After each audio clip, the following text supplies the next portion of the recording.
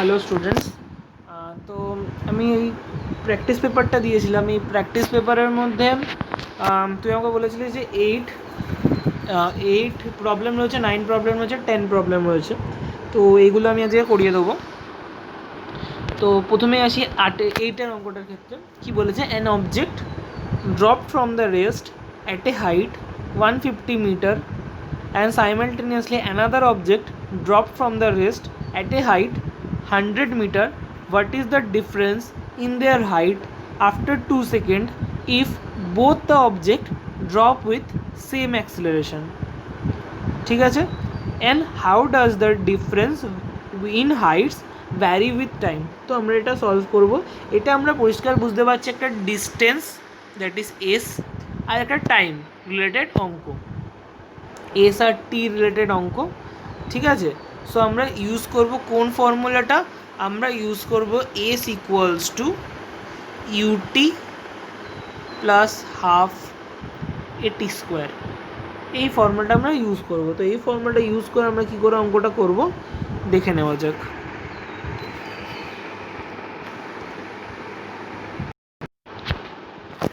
তো ধর এটা হচ্ছে আমার গ্রাউন্ড লেভেল, এটা হচ্ছে আমার গ্রাউন্ড লেভেল, এটা হচ্ছে আমার 150 মিটার হাইট, আর এটা হচ্ছে আমার 100 মিটার হাইট। তো এইখানে একটা পয়েন্ট আছে, এখানে একটা পার্টিকেল আছে যেটা ফল করা আরম্ভ করলো, আর সেম টাইমে এইখানে একটা পার্টিকেল আছে যেটা ফল করা আরম্ভ করলো। দুজনেরই ডাউনওয়ার্ড অ্যাক্সেলারেশন আমি ধরলাম এ মিটার পার সেকেন্ড স্কোয়ার, এরও এ মিটার পার সেকেন্ড স্কোয়ার, দুজনেরই অ্যাক্সেলারেশন সেম। তো বলেছে 2 সেকেন্ড পর তাদের মধ্যে ডিস্টেন্স কত হবে। তো আমরা যদি ইন্ডিভিজুয়ালি বের করি যে ধর আমি এই পার্টিকেলটার নাম দিলাম এ, এই পার্টিকেলটার নাম দিলাম বি, তাহলে আমি যদি ইন্ডিভিজুয়ালি বের করি যে 2 সেকেন্ড পর এ কতটা ডিস্টেন্স ফল করবে আর 2 সেকেন্ড পর বি কতটা ডিস্টেন্স ফল করবে, দিয়ে তাদের মধ্যে যদি আমি মাইনাস করে দিই তাহলে আমার আনসারটা চলে আসবে। তাহলে এ কতটা ডিস্টেন্স ফল করবে, ধর এ ডিস্টেন্স ফল করবে এস এ, তাহলে এ কি ইনিশিয়ালি রেস্টে ছিল। সো ইউটি যে পার্টটা আছে দ্যাট ইউটি পার্টটা ভ্যানিশ হয়ে যাবে। তো পড়ে থাকবে হাফ এ টি স্কোয়ার মানে কি 2 square that is 4। So 4 2 cancel করলে এখানে থাকছে 2, এখানে রয়ে গেল তার মানে 2a। তার মানে ফার্স্ট যে পার্টিকেলটা রয়েছে সেটা 2a ডিস্টেন্স ফল করবে। সেকেন্ড পার্টিকেলটা দেখা যাক। আচ্ছা, আমি স্ক্রিনটা একটু ক্লিয়ার করে নিচ্ছি। Second particle that is SB কী হয়েছে, এসবিও ইনিশিয়ালি রেস্টে ছিল, তাহলে সে কী হবে, তার ক্ষেত্রে কী হবে, তার ক্ষেত্রেও ইউটিটা 0 হয়ে যাবে, হাফ এটি স্কোয়ার। এই ক্ষেত্রেও সেম, হাফ ইন্টু এ ইন্টু টি স্কোয়ার মানে কি সেই 4, সো টোয়াইস এ। ঠিক আছে, তাহলে এসেও দেখা গেল আমার টোয়াইসে ইউনিট ফল করেছে, মানে এটাও আমার টোয়াইসে ইউনিট ফল করেছে, বিটাও আমার টোয়াইসে ইউনিট ফল করেছে। ঠিক আছে, তাহলে আমি যদি ওদের ডিস্টেন্সটা মাপতে চাই তাহলে কি হবে? ডিস্টেন্সটা মাপার জন্য কি আমরা যদি ধর ধর এই পয়েন্টটা টোয়াইস ইউনিট ফল করে কি হবে, ধর এরকম একটা লেভেলে এসছে আর এরকম একটা লেভেলে এসছে, তাহলে যদি আমরা মাটি থেকে দ্যাট ইজ গ্রাউন্ড লেভেল থেকে আমরা যদি এই ডিস্টেন্সটা বের করি আর যদি আমরা এই ডিস্টেন্সটা বের করি দিয়ে এই ডিস্টেন্স দুটো মাইনাস করে দিই, তাহলেই তো আমার এই ডিস্টেন্সটা বেরিয়ে যাবে। দ্যাট ইজ এই ডিস্টেন্স মাইনাস এই ডিস্টেন্সটা বের করলেই তো আমার এই ডিস্টেন্সটা বেরিয়ে যাবে।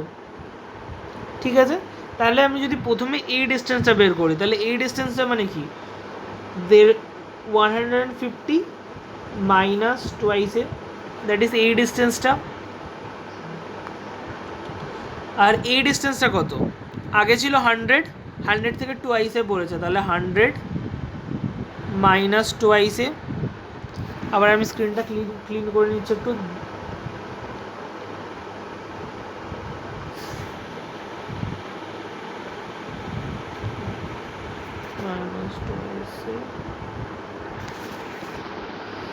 তো 100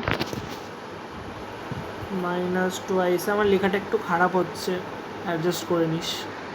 এখানে মাইনাস ছিল, এখানে মাইনাস ছিল, এখানে মাইনাস, এখানে মাইনাস, তো মাইনাসে মাইনাসে প্লাস, সো টোয়াইসে হয়ে যাবে, তো টোয়াইসে টোয়াইসে কেটে যাবে, তো 150 মাইনাস, তো এটা হয়ে যাবে কত 50, ভেরি ইজি।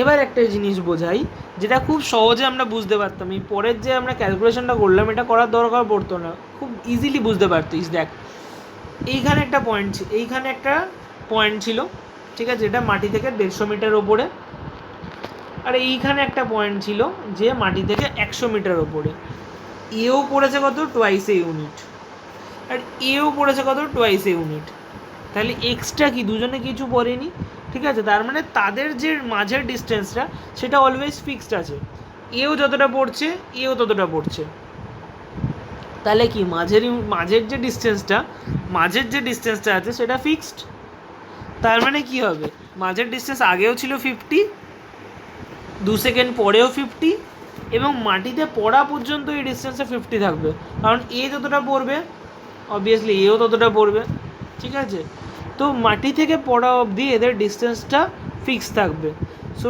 ডিস্টেন্স টাইমের সাথে কোনো রকম ভ্যারি করবে না। যে পরের পার্টে যে কোশ্চেনটা ছিল, how does distance between them vary with time, তো distance between them will always constant until this element, যখন এই বিটা মাটিতে পড়ে যাবে তার আগে পর্যন্ত ওদের দুজনের ডিস্টেন্স যেটা থাকবে ওটা 50 ইউনিট থাকবে, বিটা মাটিতে পড়ার পর ওই 50 ইউনিট ডিস্টেন্সটা কমতে থাকবে, কারণ বি তো মাটিতে অলরেডি পড়ে গেছে আর এ তখন পড়বে, সো অলওয়েজ ওদের ডিস্টেন্সটা কনস্ট্যান্ট থাকবে, এবং কনস্ট্যান্টটা কত হবে 50। তো প্রথম অঙ্কটা হলো। সেকেন্ড অঙ্কটা বলেছে two stones are thrown vertically upwards simultaneously with initial velocities u1 and u2, prove that the height reached by them would be in ratio u1 square versus u2 square. তো এই অঙ্কটা বলেছে ধর এইটা হচ্ছে আমার গ্রাউন্ড লেভেল থেকে দুটো স্টোনকে আমি, এই একটা স্টোন যেটাকে আমি u1 ভেলোসিটি নিয়ে প্রজেক্ট করেছি, এবং আরেকটা স্টোন যেটাকে আমি u2 ভেলোসিটি নিয়ে প্রজেক্ট করেছি, এবার ম্যাক্সিমাম হাইট তারা যেটা যাবে সেটা রেশিও হবে হচ্ছে u1 square is to u2 square. চল এটাও দেখে নেওয়া যাক।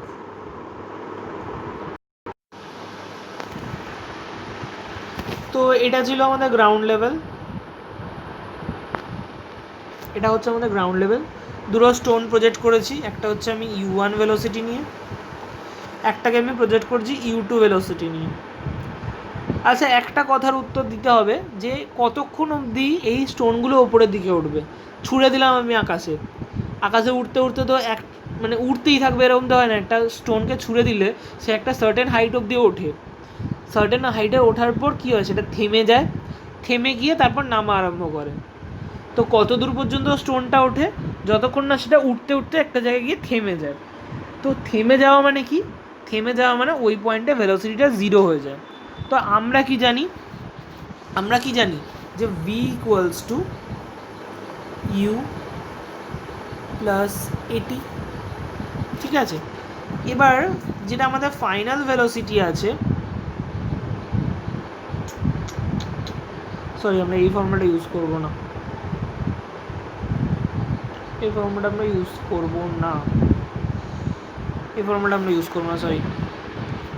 আমরা যেটা ইউজ করব সেটা হচ্ছে এই ফর্মুলাটা, that is V square equals to U square plus twice S, এই ফর্মুলাটা আমরা ইউজ করব, ঠিক আছে। আর তো এই ফর্মুলাটা আমরা ইউজ করলাম, তো যেটা আছে আমাদের উপরে উঠতে উঠতে একটা জায়গায় থেমে যাবে, তো থেমে যাওয়া মানে কি ফাইনাল ভেলোসিটি 0, সো আমি এখানে ভি স্কোয়ারের জায়গায় 0 নিয়ে নিলাম। ইউ স্কোয়ার মানে হচ্ছে ইনিশিয়াল ভেলোসিটিটা কী বলেছে, u1 রয়েছে, তো ইউ স্কোয়ার ছিল তাই আমরা u1 হোল স্কোয়ার লিখে নিলাম প্লাস 2। এবার ওপরের দিকে যাচ্ছে মানে কি, গ্র্যাভিটেশন কি নিচের দিকে কাজ করে জি নিয়ে, ওপরের দিকে যাচ্ছে মানে গ্র্যাভিটেশনে উল্টো দিকে কাজ করছে, তো জির জায়গায় হবে মাইনাস জি। আর কতটা উপরে উঠবে আমরা ধরে নিলাম যে এইচ ডিস্টেন্স যাবে, ঠিক আছে, আমরা ধরে নিলাম এইচ ওপরে উঠবে, তাহলে এটা দাঁড়ালো যেটা 0 equals to u1 square minus 2, এই মাইনাসটা সামনে চলে আসবে, -2 into G into H, U one square minus two জি এইচ, এটা দাঁড়ালো। তো U one square minus two G H equals to zero. Or আমাদের আচ্ছা আরেকটা জিনিস ধরে নিলাম যে প্রথম পার্টিকেল যেটা রয়েছে সেটা এইচ ওয়ান ডিস্টেন্স রাইজ করবে, তাহলে কি হবে you one square equals to কী হবে টু জি এইচ ওয়ান। তাহলে এইচ ওয়ান কী হবে you one square by two g equals to h one. বোঝা গেল এতটা অবধি? তাহলে কতটা হাইট উঠবে পার্টিকেলটা, u one square by two G height উঠবে। এটা অনেক সময় এমসিকিউ আসে বা এটা অনেক সময় নিউমেরিক্যালও আসতে পারে, যে যদি একটা স্টোনকে আমি ওপরের দিকে ইউ ওয়ান ভেলোসিটি নিয়ে প্রজেক্ট করি তাহলে ওই স্টোনটা কতটা অবধি হাইট অবধি যাবে। তাহলে কত হাইট অবধি যাবে, হাইট হচ্ছে U square by two G height অবধি উঠবে। যদি একটা স্টোনকে আমি ইউ ভেলোসিটি নিয়ে প্রজেক্ট করি তাহলে স্টোনটা ওপরে U square by two G height অবধি উঠবে। ঠিক আছে, এটা কিন্তু খুব একটা ইম্পর্ট্যান্ট রেজাল্ট, মাইন্ড ইট। তো একটা স্টোন গেল তাহলে কতটা হাইট অবধি, U one square by two G. Second stone যেটা রয়েছে সেটা যখন আমরা ক্যালকুলেট করবো আমাদের কি কোনো ডিফারেন্স হবে? এই যে আমি ভি স্কোয়ার ইকুয়ালস টু যখন এটা বসাচ্ছি, v square equals to, v square আর বসাবো না, ভি স্কোয়ার মানে কি আবারও জিরো স্কোয়ার। এবার লিখবো আমি u two square minus two g, আমি আর প্রথম থেকে বোঝালাম না, একটু স্কিপ করলাম, টু জি এইচ টু ধরলাম আমি, এটা এইচ টু অবধি উঠবে। তাহলে এইচ টু ইকুয়াল টু কী হবে এখানে, u two square divided by two g. তাহলে একটা উঠলো u one square by two g অবধি, একটা উঠলো u two square by two g অবধি। তাহলে তাদের রেশিওটা কত হবে, that is u one square divided by two g is to you two square divided by two g. তাহলে তাদের রেশিওটা কী হবে, টু জি নিচ থেকে ক্যান্সেল হয়ে যাবে, তাহলে রেশিওটা হবে you one square is to you two square. Okay, so আমাদের প্রুভ হয়ে গেল, এটাই তো আমাদের প্রুফ করতে দিয়েছিল, প্রুভ হয়ে গেল। এবার আসবো থার্ড অঙ্কে। থার্ড অঙ্কটা কি বলেছিল, তো থার্ড অঙ্ক মানে যে টেনের অঙ্কটা সেটা একটা গ্রাফ দেওয়া ছিল, গ্রাফটা তো না পারার মতো কিছু নেই, আমি জানি না তুই আমাকে বলেছিলিস করে দিতে, কি মনে নেই আমার, ঠিক আছে আমি তবু করে দিচ্ছি এই অঙ্কটা। এই যে যেটা বলছিলাম দেখ, the body is thrown vertically upwards with a velocity U, what will be the greatest velocity. তাহলে গ্রেটেস্ট ভেলোসিটি কী হবে, U square by two G, mind it. তাহলে 10-এর অঙ্কটা কি, একটা গ্রাফ বলে দিচ্ছে, একটা ভেলোসিটি টাইম গ্রাফ দেখতে পাচ্ছি আমি, ভেলোসিটি যেটা আছে ওটা প্যারালাল টু টাইম অ্যাক্সিস, তার মানে কি অ্যাক্সেলারেশন জিরো, কারণ ভেলোসিটিটা কি ফিক্স আছে, ভেলোসিটি চেঞ্জ হচ্ছে না, অ্যাক্সেলারেশন জিরো। ইটস ভেলোসিটি কত, ইটস ভেলোসিটি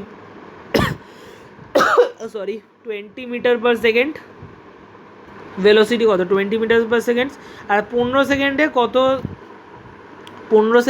কত ডিস্টেন্স কভার করবে, খুব easy, velocity into time, velocity 20 time 15, so velocity into time 20 into 50 300 metre, খুব ইজি। তো এখানেই শেষ, এই ভিডিওটা আজকেই দেখতে হবে, আজকে যে আমি সামগুলো দেখবো সেগুলো কিন্তু মোটামুটি এই যে প্র্যাকটিস প্রবলেমসগুলো দিয়েছিলাম এর থেকে আমি বেস করে দেবো, সো এই ভিডিওটা অবশ্যই আজকে দেখবি।